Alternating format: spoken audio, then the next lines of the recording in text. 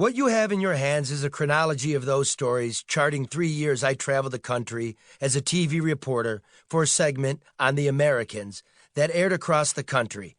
3 years of significant change to the American political, racial, and economic landscape. From the obvious and not so obvious effects of the new globalism to the growing strife between black and white, between the people and a government they feel has abandoned and cheated them. I did my damnedest to get up close and personal, to understand people and their very real anxieties and desperation. The American dream was slipping away. I knew that. Mortgage down the river. But what besides social media, part-time work, and prescription medication was replacing it? Black Lives Matter, the Sagebrush Rebellion, the poisoning of Flint, the ascendance of Trump. These events and conflagrations will very likely be remembered as pivotal moments in modern American history. And we were there, on the ground and in the tear gas with our cameras and notepads, no makeup. Watching the unspooling of America from the street corners and the corner bars, listening to the people's desire for something new, I was not surprised by the rise of President Donald J. Trump. And through the events in this book, I hope to show you why. He and the traveling circus seals of media dovetailed spectacularly into our shit show, and we used them as side props for all they were worth. At a press conference before he addressed an overflowing crowd near Flint early in his candidacy, for instance, I told Trump that I thought he could win the whole thing. He just needed to say things better, frame them in a common language that wouldn't trigger a race war. Trump swelled like a thirsty sponge, pleased with my assessment of his chances, marveling at my astuteness and credibility as a journalist. As a follow-up, I asked him to consider my credentials before he settled on a running mate for vice president. The question confused him for a moment. "You want to be vice president?" "Yeah, sure, why not?" Now he shifted gears. He challenged my credibility. He asked where I'd come from, like, who let this guy in here? Now he turned to the room. Where did he come from? The media laughed at me. It was the only time I ever heard Trump and a room full of reporters agree on anything. I didn't actually want to be his running mate.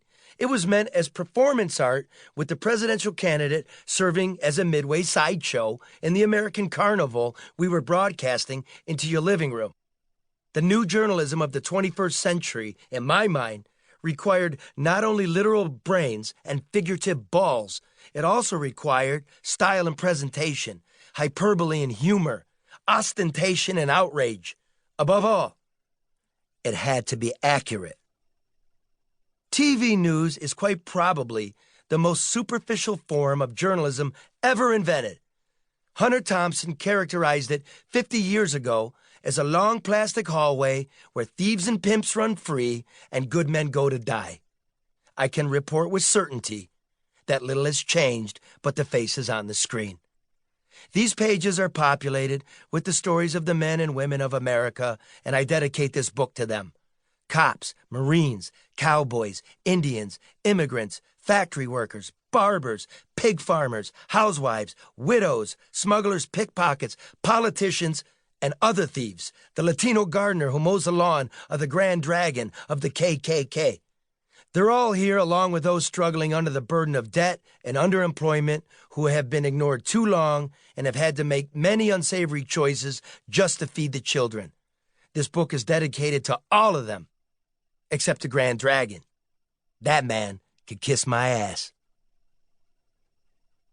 Back in the office with Raj now, our business done, he segued neatly into a talk about firearms. "You like guns?" "Sure," I said. "You come in my house uninvited, I'll waste you. I promise you that."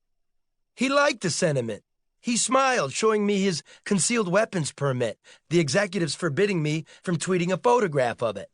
I asked him to sign my American flag boots, just as I do of every crazy I meet, from congressmen to Frisco crack whores to middleweight champions of the world. Raj took my Sharpie and reached for my left boot.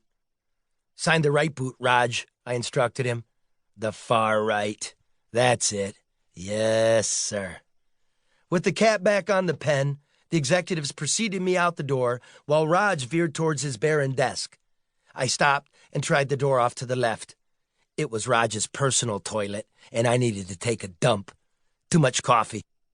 I was going to be the wild man national TV correspondent in the worst form of communication ever invented, local TV news, albeit in 18 cities. And I was going to start by depositing a number 2 in the number 1's castle. Hell, I might even tweet it. I didn't even have time to get my belt undone before the secretary politely stopped me.